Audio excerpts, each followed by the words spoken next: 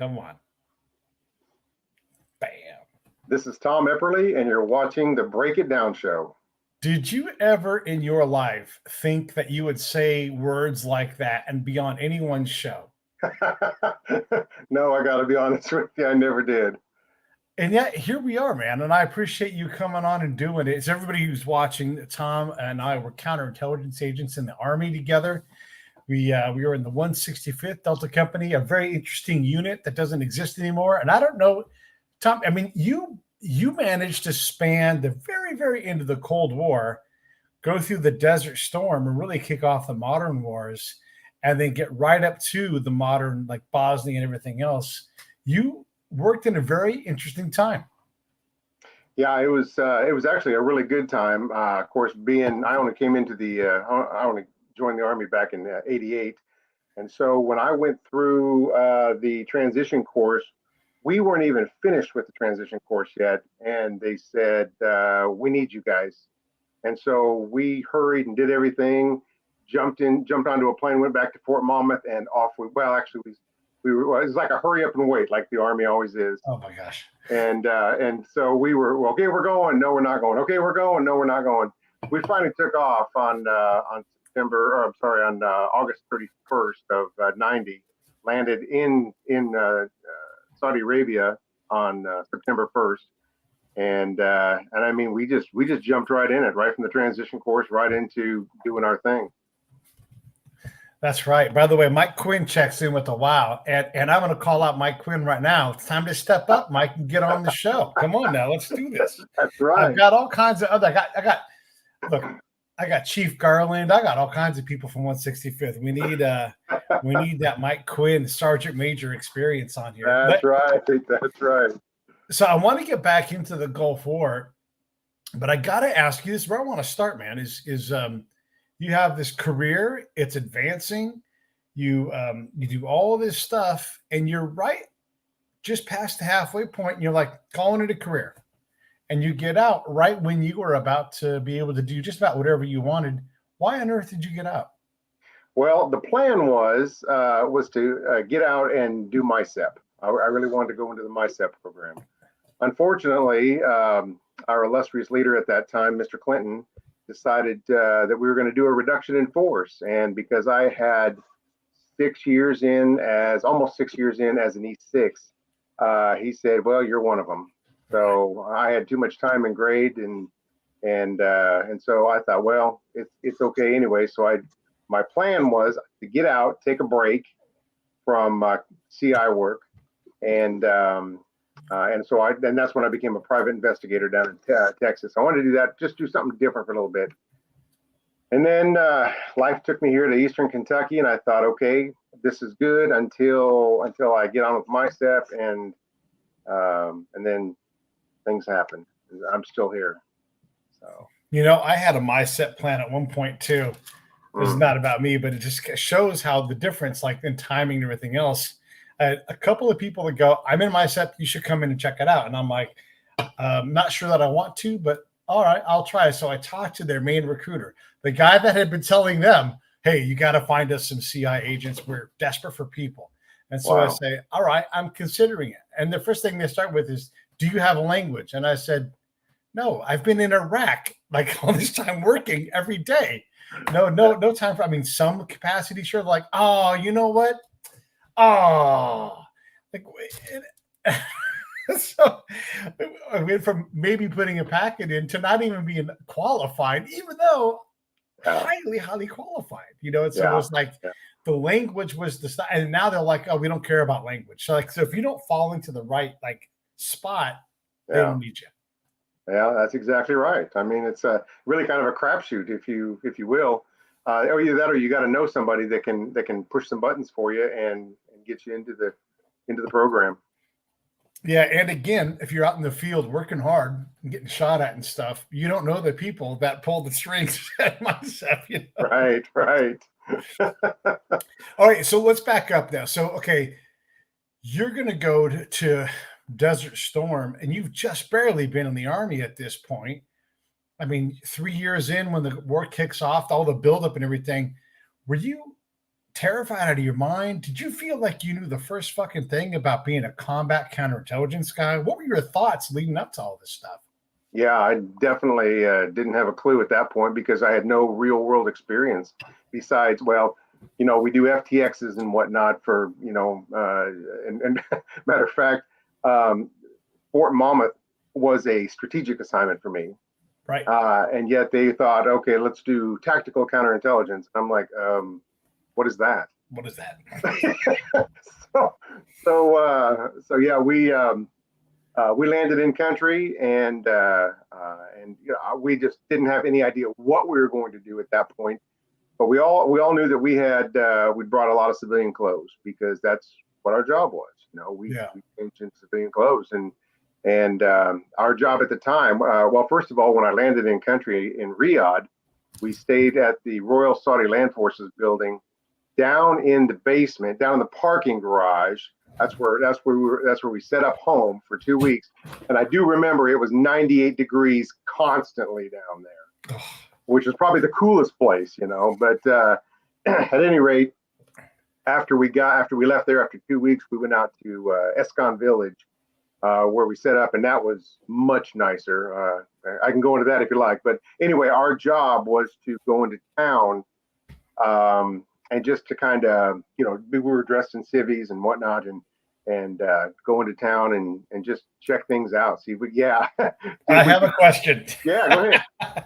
Well, okay, so we know our job, and that sounds exactly right. Like, I knew you were going to say we have to go into town.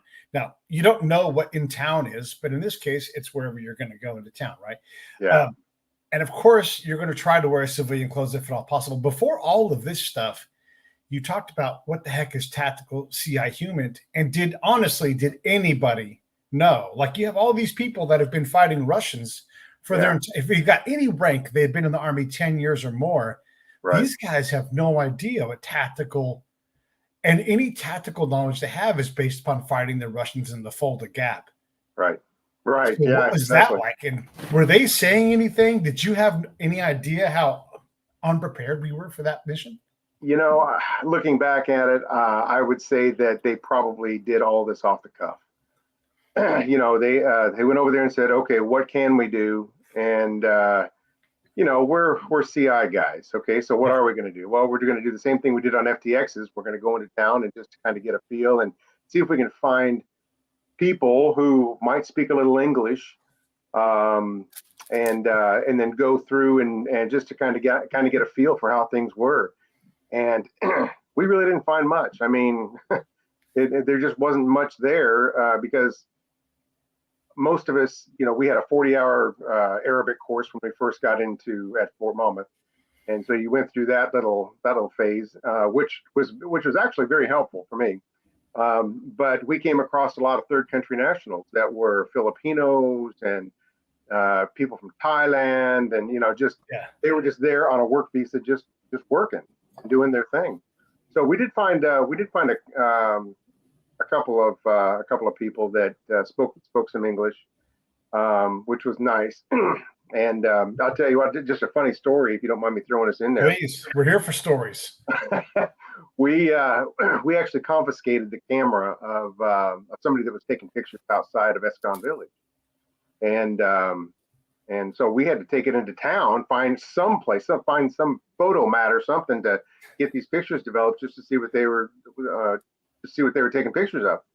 We walked in, and this guy, he's in his thobe and gutra, the white gown they had, and he's on the phone. He's like, I mean, just, gee, I don't know. He's just having this big conversation, all in Arabic, and so we just kind of stood around for a little bit. And as soon as he hung up, he looked at me and he goes, "Can I help you?" Just like that. I was like, "Wow, you speak really good English." And he said, "Thanks." He said, "What can I do for you?" And I said, "Well, if you don't mind me asking, where did you learn English?" And he said, "You wouldn't believe me if I told you." And I said, "Try me." He said, "I attended the Oklahoma State University, and I got some kind of a degree over there." I said, "Okay, this is what I need." And I told him I needed some pictures developed, And did you offer to fight him because you're a Nebraska guy and he's an Oklahoma guy? No. We never really had too much problem with Oklahoma State. It was Oklahoma. That would have been a different story. That would have been a problem. Yeah. We might have had to have had a little bit of a throwdown then. Yeah. Okay. So I want to continue to talk about when going into town and everything. We're not fighting the Saudis, but you're not going into town in Iraq. So what's the mission there? Well, the mission back then was just to go into town and kind of get a feel for it, just to see if we could find somebody. Like I said, I think all this tactical stuff was just made up off the cuff. But our mission was just to go into town and just to see if we could find a few people that could give us some kind of idea about how the Saudis and everybody else that was mixed into that were feeling about the Americans being there, and how they felt about a possible war, because we hadn't, Desert Storm hadn't started then yet. Now, if memory serves, and I'm pretty sure it does, most everybody in the Army was constantly getting scudded. They were constantly going up in a Mop 4. And here you guys are going in the other direction into town. Like, I've got my Izod shirt on and I'm going to go drink chai with the locals. That had to be a little bit of a problem for you guys in terms of how living and responding to the local unit was. Actually, what happened is that everybody was already back in, we were already in Dhahran. We'd already moved to Dhahran, Saudi Arabia when the war kicked off. I think we moved there on, if I'm not mistaken, it was January 3rd or 4th that we moved there. So we packed up and hauled it out there to Dhahran. I got all set up, and then of course the morning, 3:00 in the morning of January 16th, that's when all the sirens and everything went off, and that's probably the most scared or nervous that I've ever been, because you don't know what's happening. You've been asleep for 3 or 4 hours. All of a sudden, all these sirens start blaring, and then on top of that, you have Patriot missile batteries that are very close to where we were, and when they go off, I mean, it's a boom. You can't tell if a Patriot missile is going off, being shot, or if you got something landing from north, from the north. So yeah, we all mopped up, Mop 4, and just being ready to roll. And fortunately, I mean, we were at Mop 4 for probably 3 hours. Right. Because we found out after that they only shot Scud missiles. Saddam Hussein only shot Scud missiles after dark. Right. Okay. It was just harder to track them, But yeah, then there was one episode, February 24th, thereabouts, where they fired a Scud missile, and I mean, we were in range, but not far from where we were. My partner and I, we had certain places that we went to visit. They were American bases, compounds. We were there to do threat assessment as well, to tell them how to harden their compounds. And it was just a warehouse that these brand new guys came in just to transition for like 2 weeks, and then they'd be sent up north to their units. And Hussein fired a Scud missile. We fired a Patriot when it got close enough, and it knocked the warhead off, and that warhead fell on that warehouse that we were in constantly, and killed 26 Americans or something like that. They'd only been in country for probably less than 2 weeks. Right. So that was a bad deal. Yeah, it's crazy. Did you know how to do a vulnerability assessment when you did that? We had a real good idea. To be honest with you, I mean, it was basically just to take a look at the compound, find their weak spots, tell them how to harden it, and basically just how to keep like vehicles, suicide bombers and whatnot from being able to get in and detonating. Yeah. When you look back at that time, and I'm always fascinated by this, I'll just do a little bit of a preamble here. I always felt like whenever I deployed, nobody had the first fucking clue, including counterintelligence agents, what we were going to do, what we should be doing.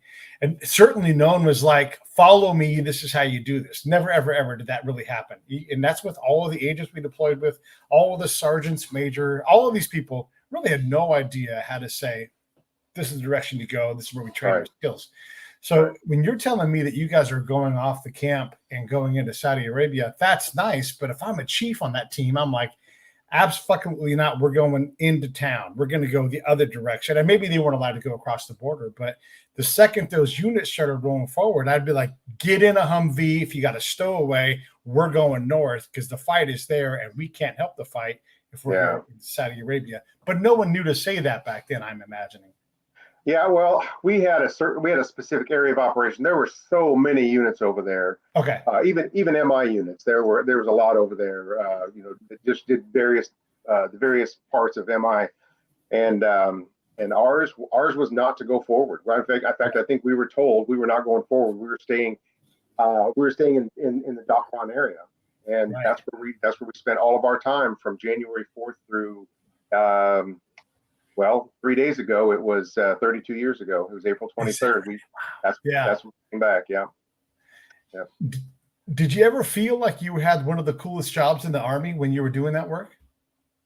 I felt like I had it a lot better than some guys. You had the grunts out there that were really, they were humping 80 pounds on their back, and and I'm in civilian clothes carrying a 9mm. So yeah, I think I chose wisely.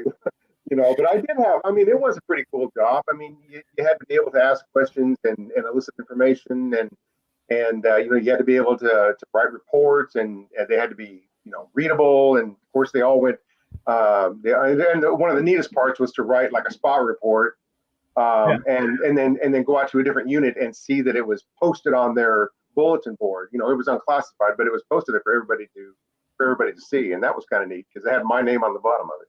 Nice. Yeah, that is neat. By the way, John Murray's also chiming in. Say hey to John. He's been on the show a couple of times as well. Oh, hey, John. We all ended up, by the way, at Huachuca. After at least after Bosnia. You didn't go to Bosnia, but after that time, we all ended up in the same basic spot. So, okay, going forward now, you do this deployment, and it's like, hey, you're one of the most seasoned agents in the Army now in terms of the modern war. Did you have any idea that was the case? Did anybody go, hey, let's get you trained up to do more things? What happens when you guys start to rotate back? Well, yeah, I guess we were probably. As far as just wartime is concerned, we were all seasoned about the same at that point. When I came back, I was back for how long was I back for? Probably from 91 until December 92. So I was back. In fact, I came back as an E5.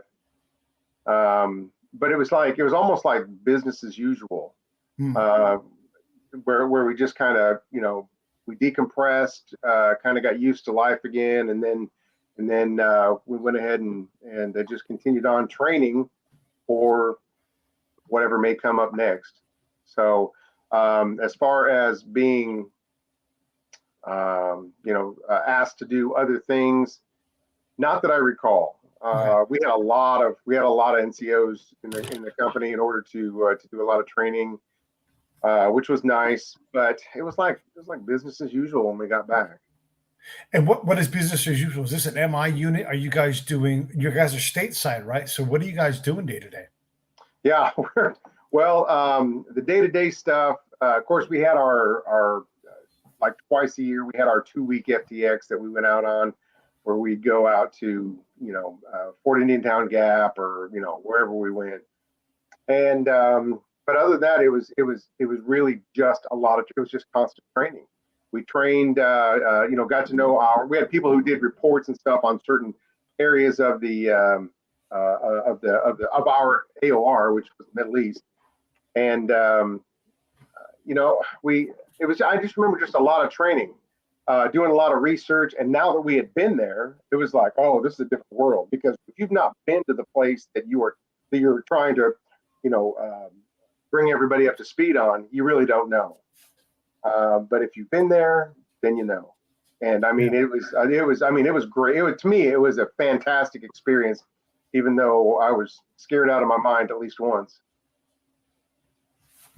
When you were in the Gulf and you were working your operations day to day, did you feel like the threat was high for you guys? Would you have an appreciation for it if it was? Being in Saudi Arabia, I didn't feel like I was ever really in any danger. I never got that vibe from anybody. The Saudis were actually pretty nice, and of course, it's a whole different world in Saudi Arabia. Because you've got the Saudi nationals who they're just trying to make a living like everybody else. But you have the Matawa, which was the religious police, and they did a lot of policing for a while, and until they were pulled down to Jeddah and taken out of that area. But I never really felt like I was really in any danger in Saudi Arabia, with the exception of I didn't know how far the Scud missiles would actually fly, and I didn't even know their capabilities for a little bit. But we quickly learned that it was nothing like the U.S. had. Yeah. And then, but you didn't know that going in, like, as far as going in, it's the thing that people don't lose, like they lose sight of, like how dangerous we believed it could be. Yeah. And so you have to prepare as if like, hey, a lot of us are going to die. And these scuds or these mines or this surprise attack or whatever it's going to be, this is really going to happen at some point. So you're always trying to prevent this thing that you hope doesn't happen, but you expect it to happen. Yeah. Yeah, and that's a good point. And people have often asked me over the last 32 years, how did you deal with being in such a stressful environment? And basically, I tell them, and I still tell people to this day, that until you have what's the word I want? Until you have accepted the fact that you're already dead, you can't function in that area. Once I said, you know what, it just doesn't matter anymore. I'm just going to do my job, and if I die, I die. Right. And that just, it was like a huge weight off my shoulders. Yeah. But after that, I was good to go. I did my day-to-day operations. I did what I needed to do. I was back at Escon Village. I'm sorry, back in Dhahran at Khobar Towers, which is where I was. Khobar Towers. At the time I was supposed to be there, always back before sunset because we knew the Scuds were coming. We just didn't know where they were going to hit. Yeah.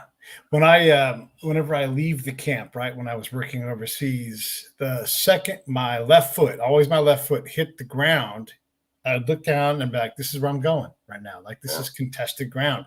And even if nothing happens that day, my game has to be 100%. And I need to know, like, if something happens, I have to act first. I have to be the one that's in charge of this thing.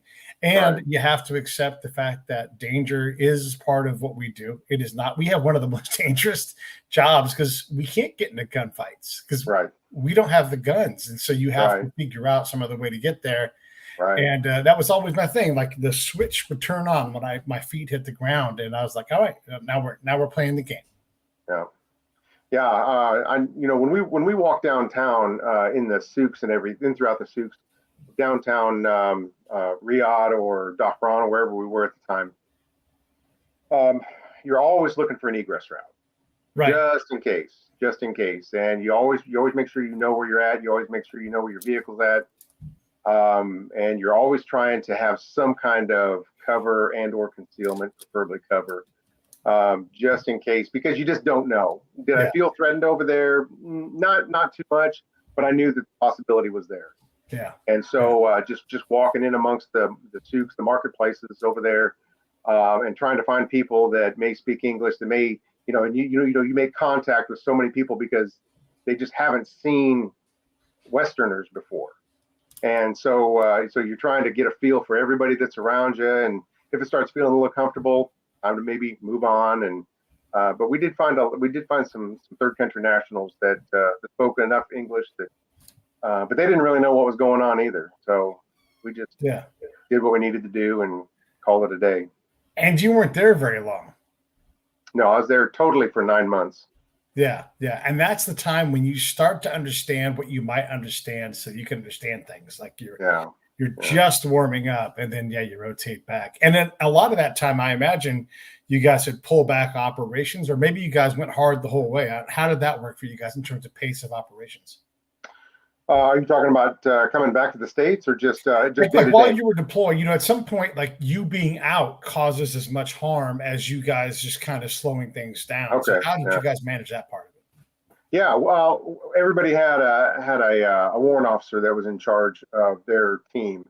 I was always in a two-man team with another agent, and we always traveled together in the same. We take a vehicle. We always knew where we parked. We knew where things were. And you have to be smart about it because you have to park in a place where you can, you can actually get out if you need to. Because the landscape and the way that the cities are laid out there, it's not like the United States. It's just not. So you have to be real careful about being able to get out. But we always had a warrant officer in charge. I had some great warrants while I was there. People that were just like, yeah, what are you going to do today? And I'd say, okay, well, we're going to go do this and do this. And he'd be like, okay, be back before such and such, yes, Dad, that kind of thing. So, Yeah.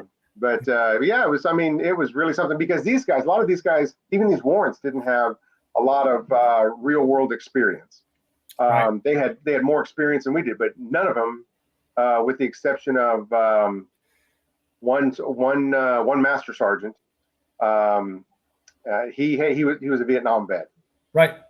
Yeah, and so he had a lot of knowledge that we gleaned from him, and got a lot of advice from him, and it was very helpful. And if he's watching this, hey Chuck, appreciate you.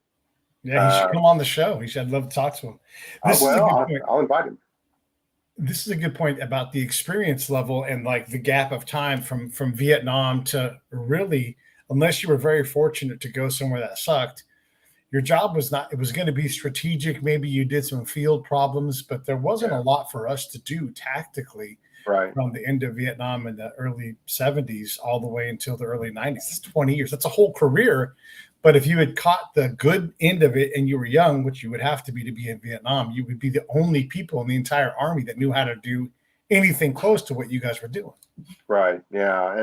And to be honest with you, I don't know how much CI had changed from Vietnam to when I came in, back in '88.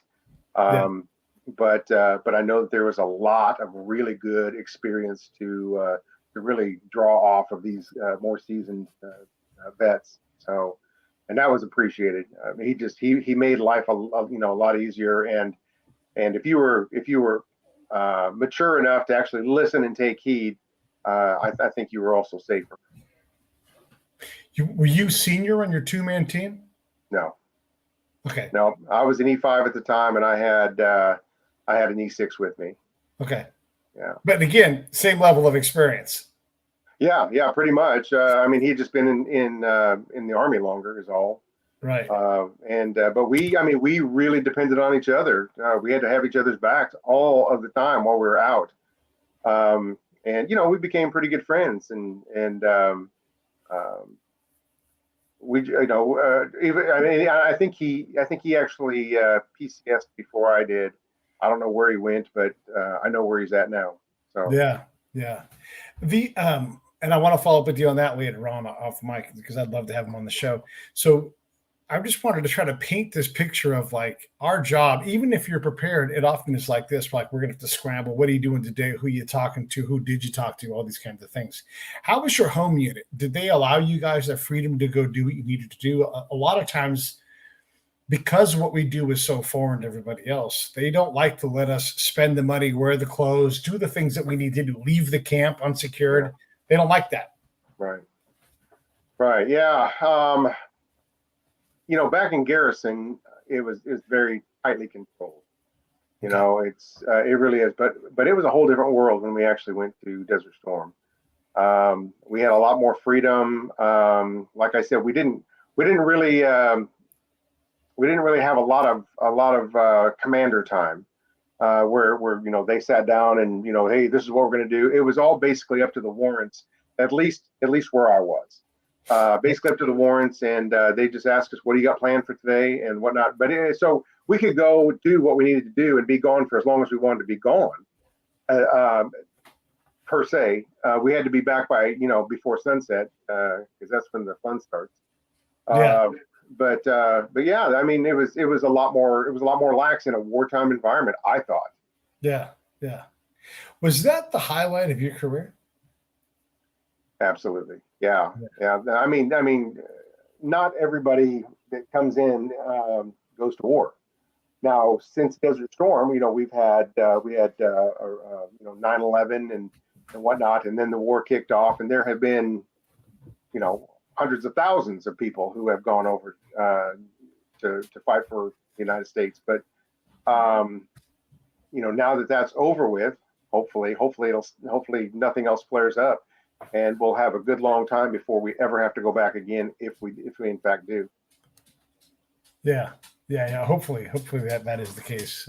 We're begging to be part of the Belarusian, Ukrainian, and Russian war.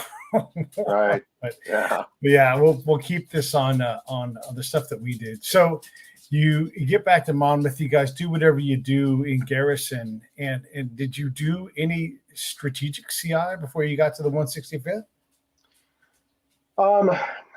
No, not really. There was really nothing real world to do in New Jersey.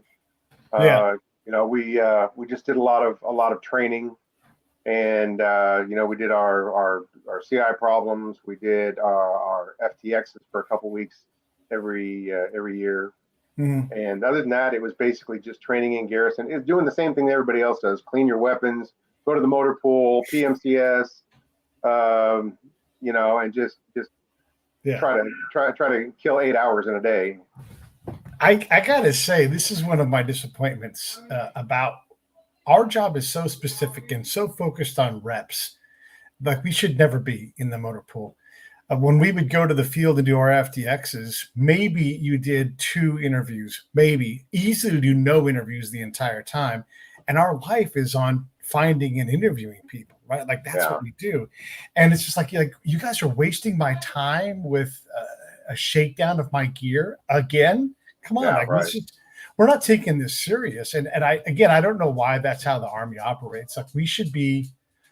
It's interesting because when you guys went to Saudi Arabia, like you said, it was very unusual for Americans to just end up there. Yes, there were Americans there doing things, but en masse like that, come on, that's not the case. And so, if you were a regular Saudi person or a third country national, you hadn't seen people like us before, and it doesn't sound like you guys had a whole lot of training on how to deal with that, how to break into. I mean, how to develop a network in a tactical setting. That's a specific skill that probably you guys didn't train, but you probably learned how to pack a 5-ton. Yeah, and pallets and all that kind of good stuff. But you're absolutely right. And I think they just did the training that they thought might be best. Yeah. Although nobody had any real world experience, with the exception of that one guy that I was telling you about. Yeah. But anyway, we just did a lot of training that I think was off the cuff, because when I look back at it now, I'm like, that wasn't even relevant. Why in the world were we doing that? We didn't use that in counterintelligence or in Saudi Arabia when I was there. Yeah. Had no bearing whatsoever. So I honestly think now that was the best training ground for future for future training for where the 513th is now, down in Fort Gordon, Georgia. Right. And so if there's anybody around that still has that experience, I mean, they could really make it interesting down there to say, this is what we did, and this is how we did it, and this is why we did it, and this is what we don't do. And it was really a good training experience for us, although it was real world. Yeah. Well, and I guess Jeff Felmet ended up being in the 513th, and he ended up going to Saudi with some of the people from the 165th, maybe Chief Gagnon. Either way, they end up there, right? Maybe you're talking to the same people. There's no connectivity because it's separated by 4 or 5 years or 6 years or whatever. But yeah, like we don't do a good job at holding that lesson and passing it along to the next generation. And I would say also that when you go do a mission like that, you guys are first, so it's going to be the hardest to sort out, but the system should get built. But we still don't send Tom Epperly back a year and a half later and say, hey, now that you've been there, why don't you go and take another crack at it and see what else you can figure out? We don't reliably do that, and we should. Yeah. Yeah. Oddly enough that you said that, because when I got back in April, it was October, I think. They sent me back TDY for 90 more days. Oh, good. Okay, good. Well, then I stand corrected. And so I mean, I had a good handle on everything. I mean, I knew where everything was. We were still in the same place over there. You know, so I believe we were still in the same area, which was, I don't know if you remember the bombing of Khobar Towers, but that's where we were. Our building was actually, I think, about 3 behind the one that was actually hit right out there. I was going to ask. Yeah, that's crazy. Yeah. So we were, I mean, I would have been close had I been there at that time. You know, it was really a really good experience. And it was good to go back. I didn't mind going back either. Sure. You know, and matter of fact, people ask me today, hey, you know, if you could go back and do it all over again, or if you were called, would you do it again? I'm 58 years old, but I can still pull a trigger. You know, so yeah, would I do it? Just put me in a sniper hole someplace and let me do my thing. So yeah, I'm too old to run anymore. But the reality is the fact that you get to go do that. That's what we want to do, right? We don't want to sit in the motor pool. We don't want to go do SAIDA briefs or whatever the nonsense that they have us doing. We want to go do our job, and hopefully we get a chance to be really good at it. Yeah. Yeah. Fort Monmouth had a 902nd MI detachment there. And when I went over there a couple of times to do just like a 90-day TDY rotation. And I'm glad because when you brought up SAIDA briefings, I did a lot of them there. Yeah, I did a lot of them there, and I did a lot of them over in Hanau as well. A lot of SAIDA briefings. Yeah, it's crazy. And again, like I think that agents should never be in garrison at all. Like, stay here long enough to recharge your batteries, but I need you to go to fill in the blank country and just go constantly learn how to do this stuff, because it's too hard. Do you feel like you ever became a good combat field agent? I'm not sure what the definition of that is, to be honest with you. Because all right, how would you define it? Let's do that. A combat field agent. I mean, when we were there, you know, we were within a combat zone, and to go out and do our thing. It might have made us more resourceful because, you know, you are in an environment that's not a garrison environment. You are in a real world, tactically speaking, where you can go in and do what you need to do without worrying about, you know, the lieutenant colonel that's there and breathing down your neck and wondering why you're wanting to see the general. Right. But I guess, I mean, as best as I could, I probably became as best as I could as far as that's concerned. Yeah. So fair to say that if they would have deployed you 3 more times in 5 years, you would have been a lot better. Yeah. Yeah, I would have been. I mean, I would have been more comfortable as well, and I would have been a lot more prepared. Yeah, you know, and you could mentor better as an NCO. Yeah, absolutely. I could. You know, people. I don't mind if people learn off of me either. You know, if I can help somebody and make their life a little bit easier, so be it. Let's do it. When you think about all that experience, is there any other story or anything else that happened, or any kind of no shit there I was story from your days in the desert? Oh man, I'll tell you what, I can, there's one where I had another agent with me and we were driving down one of the highways there, and out of nowhere comes this car just screeching out behind us. And I kept watching him, and I was driving, I kept watching in my rearview mirror, and I said, I don't want to alarm you, but we got somebody that came out of nowhere and is tailing us. And he grabbed his weapon and he locked and loaded, and he said, okay, you just let me know when. But I think the guy behind us was just in a hurry. He ended up turning off. But that's a little nerve wracking too, when they just come out of nowhere. You don't know, you're in a foreign country. You don't know what's going to happen. You don't know. I mean, you've worn MOP 4 anticipating a chemical attack, right? Yeah, and so someone drives erratically, you're not going to dismiss that. And by the way, and you know this, at that time, Arabs in that part of the world could not drive. It's as if they had no regard for anyone's safety, to include their own. No seatbelts. Yeah. Anytime you landed in Kuwait and got in the freeway, I'd be like, you're going to see a burned out car. And then sure enough, within 5 minutes, there's a car upside down and burned out. Not Yeah. because anybody attacked it, but because they wrecked their car. Yeah. All the goddamn. Yeah. I mean, I think the only place worse driving than Saudi Arabia was probably Korea. And I didn't actually drive in Korea, but I've heard all the stories how they just kind of are in which area, like they can be in a 6 lane, be in the far right lane and make a left hand turn. Yeah. You don't get away with that here, you know. But over there, I mean, there were some funny things that happened too with, just driving through traffic in Saudi Arabia. You'll be coming up to a traffic light, and as soon as that light turns green, people are honk. You know, it's like, well, give me a chance, buddy. You know, every single time. I mean, there were some good experiences. I got to admit, you know, the people. So you were in Korea for a term? No, I've just heard about. Okay. I just heard about the driving over there, and of course, I've seen videos of it too, and it's like just mass chaos. It's just new.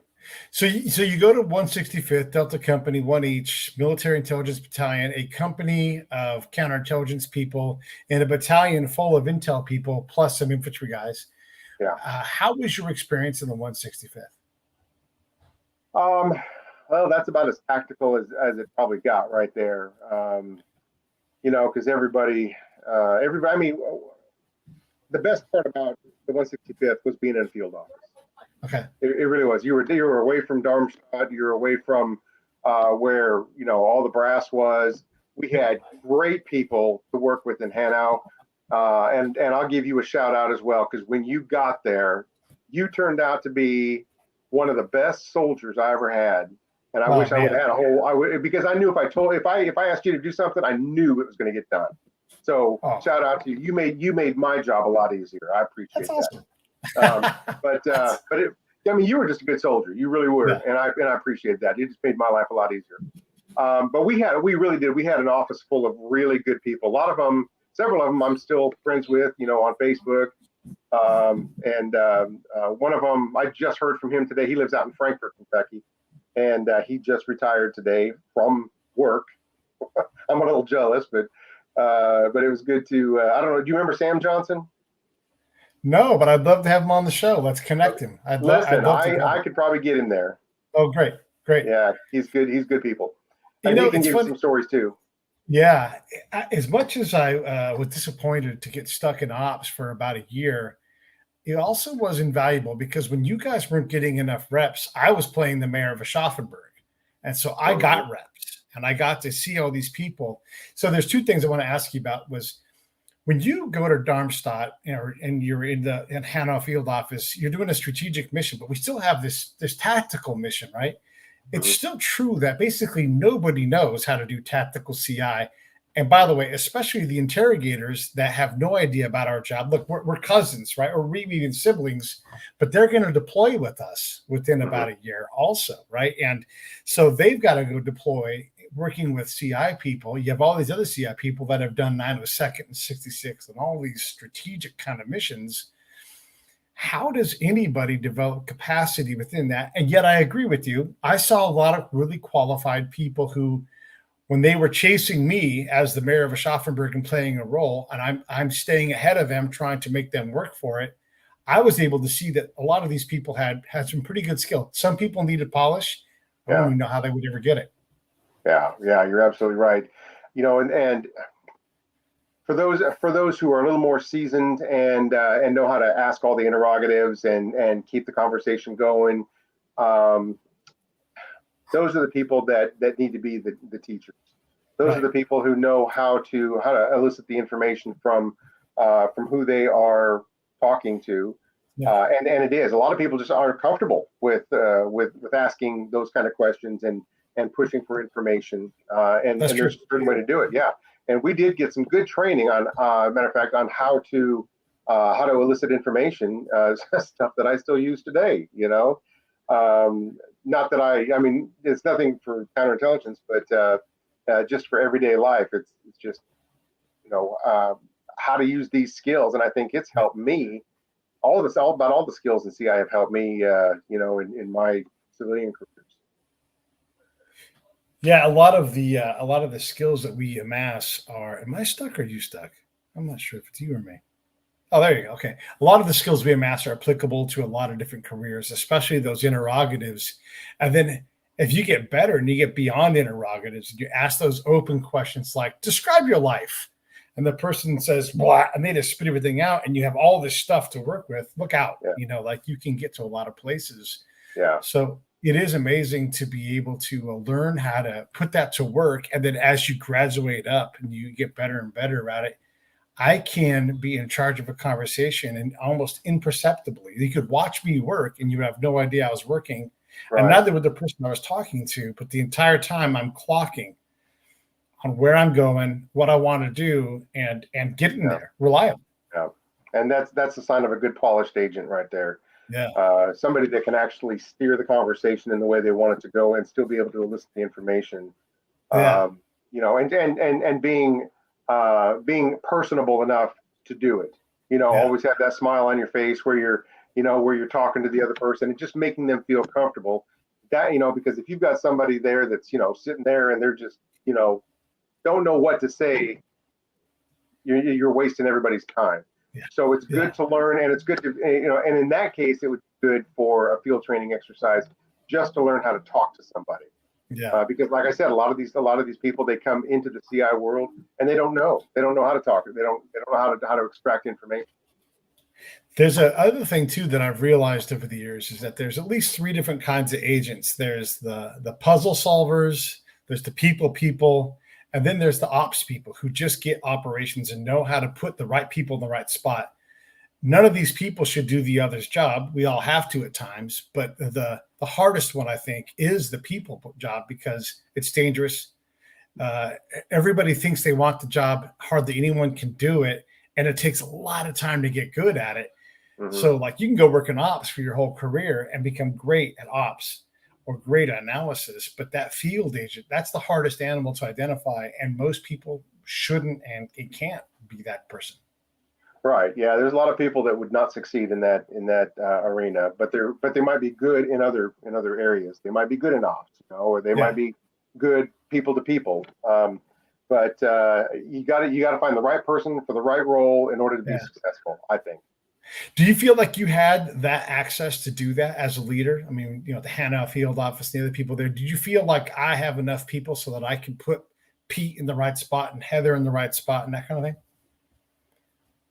I had a lot of good agents, that were there,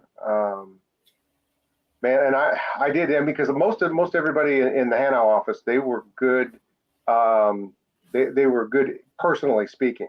They were personable. They were able just to carry on a conversation. We had a couple that were a little more on the shy side and didn't want to do things. And the one thing you don't want to do in a real world is put something who really doesn't want to do something into something where they don't want to do it, Yeah. And that way, that's a good way to really blast somebody right out of the water, make them lose their confidence.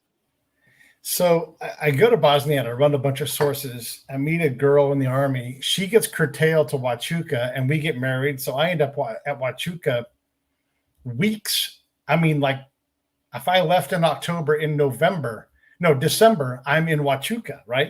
Mm-hmm. Fresh out of the field. That never happens, as you know. But here I am in this environment, and I end up in, because of Nancy Richards, I end up in the CIFSO course teaching with her. Nice. And how amazing is that? And so, and it's funny because, Huachuca is the mothership. So you're there, John Murray is there, I'm there, and Nancy goes there. All of us were from the 165th, and through the course comes Burton Whitlow. My boss, Sergeant Dotchko, comes through. All these people come through. But I was so fortunate that Nancy had the foresight to put me in that role so that I could take what I had learned and apply it. And this is funny. My warrant officer, he had gone to Somalia, right? And so there was no one better at source ops than him. Yet I had fresher and more relevant experience than he had. Yeah. And he had no idea, could not accept the fact that I had any experience because I was an E4 or a baby E5 by the time I got to him. Yeah. Yeah. You happened to be in a good spot because Nancy knew you. She knew your capabilities and she put you right to work, which was fantastic for you. Yeah. And I think that probably worked in your favor, and if Nancy ever watches this, hi, Nancy, Hi, Nancy. Yeah, I know. I love her. Yeah, But yeah, that was good of her. She was a great NCO, great person. she was. Loved her to death. Yeah, always respected her. She was very professional all the time, and she was just a pleasure to be around. Yeah, no, absolutely. She taught me a lot. She also told me to get out of the army. She's like, you're behind everybody in terms of like the promotion bump. You're great. You're going to be frustrated. Get out. Try something else for a while. So I did. Uh, thanks, Nancy, and hopefully we get a chance to find Nancy and get her on the show someday. The other thing I want to ask you, so you get a sweet 902nd gig. You're at the Huachuca Field Office. I have no idea because I'm a tactical guy. What is that job even like? That was nothing but civilian clothes. Yeah. I mean, I probably wore my BDUs maybe 2 times, and that was just because we had to go to Fort Leavenworth, Kansas, Yeah. up to the headquarters there, and do some training up there. But other than that, it was suits and ties every day. But it was good because a lot of what we did, without getting into too much detail, Right. is we had a few potential espionage investigations from foreign nationals, that were assigned to Huachuca. Yeah. And so we would run we'd run those, and of course it always got turned over to the 902nd, back in Maryland. They could decide what they wanted to do with it. Right. I don't really think anything ever turned up of it, but yeah, it was a lot of interviews, and matter of fact, we actually started doing all the interviews for DIS. Oh, okay. And yeah, and for people's background clearances and whatnot, and we were doing a lot of that, down there in Fort Huachuca, and so we had enough to keep us busy. Plus, we'd go out to the Yuma Proving Ground, and we had some guys out there that we needed to touch base with every so once in a while. A CI guy out there, Yeah. And that Leo, if he's watching, hey Leo, so. He would be a great person to have. Oh man, I'll take all of them. Oh my gosh, he would be a great person. Stories. Yeah. So I don't know if you recall this, but I came and reported a security violation to you, or at least what I believe to be a security violation. Do you remember this at all? Mm-mm. So my at the time wife was working, and she's like, yeah, I think it was for the base CO or the DCO, wherever it was. They had connected through a KTM or KVM switch, a classified and unclassed system. At the time, like that wasn't possible to do legally. Yeah. And I was like, you can't tell me that. You can't tell me this. And then I have to report it. And technically you have to report it too. And my wife was like, don't you get me in trouble. And I'm like, we will be in trouble if I don't report it. And I'm such a Boy Scout, and so I go and report this to you, and you're kind of like, this isn't okay. I got the notes. You've done your job. You've reported it. We're not going to worry about this or whatever you did with it. But it taught me one thing about the military. It was like, okay, absolutely. As far as I understood of the law at the time, you could not do that, but it was going to happen because the boss said so. And I didn't have enough knowledge of those things, but that has only gotten worse since that day we had that conversation in 97 or whenever it was. I mean, we have people openly carrying classified in their house, in their garage, in their Corvette, in their server. It's not about policy. We have people, and the thing is, it's funny, is they'll say, well, there should be some regulations about that. Like, there are. Right. So does it matter if we try to protect this stuff? I mean, does secret even matter? I mean, TSSCI can be on a server in a garage and no one gets arrested. What are your thoughts? It matters to us. Yeah. It matters to us. It doesn't matter so much to the people who think they are beyond prosecution. Right. For those of us who were lower level, I mean, we guarded that stuff with our lives. Yeah. We made sure that everything was double wrapped, double packaged, everything was stamped top and bottom. And I mean, we didn't let it out of our sight, Right. But yeah, it does matter because every document that is classified is stamped for a reason. And, especially if it's, and I know they got some new acronyms now, some things that that are new since I left. But Yeah. when you've got no foreign and you've got all this other stuff, it's it matters. It really does matter. We're talking about things that we don't want other people to know. Yeah. Yeah. It's like if you're allowed to leave your house unlocked one day, but you can't tell anybody which day, but then you leave a note on the door saying, "Hey, my house is unlocked while you're gone." Come on. Yeah. Let's by all means, we need to get back to what we need to do in order to protect the United States and all the information that needs to be classified, and it needs to be treated so. And I would say also, quit lying to us about what we're doing. Like this latest leak where we're talking about our actions in Ukraine. I mean, it's obvious we have things going on, and then we've been lied to, and then you're lying about the lies that you lied about. I mean, it undermines the credibility of all these institutions, which is not good long term. And you're absolutely right. It's like I don't know what to believe. The only thing I can believe is that if you're talking to me, you're lying. That's all I can believe. And it's almost gotten to the point for me that when somebody like that is talking, I just throw up my hands and say, "Shut up! I don't even want to hear you." Yeah. And let's just be clear: we're not talking about a party. We're talking about just people who aren't. And like, do we ever classify stuff? Yes, different conversation. It's you want to declassify things. Look, I know how to do it. I also liked one of the things I saw a lot when I was deployed was like, "Oh, that's not classified," and I'm like, "Oh, on whose authority?" Like, "Oh, that's not classified." Like, who specifically said it's not classified? Because there's rules. And the fact that people didn't understand that you can't just blanketly declassify. All you got to do is walk into the tube and say, "Hey, chief," or "Hey, sergeant, I think this is unclassified. Will you vouch for that?" Like, you need someone else to say that to protect you. But anyway, right. It's frustrating. So, look, we've been at this almost exactly an hour. I want to give you a chance to ask me any questions or anything else you think we should talk about. What else is interesting to you about that career that you had way back when you were a counterintelligence agent? I really had some good duty stations. I started, like you said, I started off at Fort Monmouth. That was a great starter because it was all strategic. It was all just kind of get your feet wet, get your fingers in the pie a little bit, and then we were thrown right into Desert Storm. So that's where real world stuff hit, and that's how we found out that we didn't know what we were doing. And unfortunately, that's just the way that it was. Yeah. But we had to justify why we were there. Yeah. So, but it was still good. And then when I moved over to Germany and went to the Hanau Field Office, and I mean, it was great. It was a lot more. I mean, I could bring my experience from Desert Storm to the Hanau Field Office, and we could talk. And I'm hoping that which I brought there helped those who went to Bosnia in their time there. And then going right from there to Fort Huachuca, back to a strat assignment.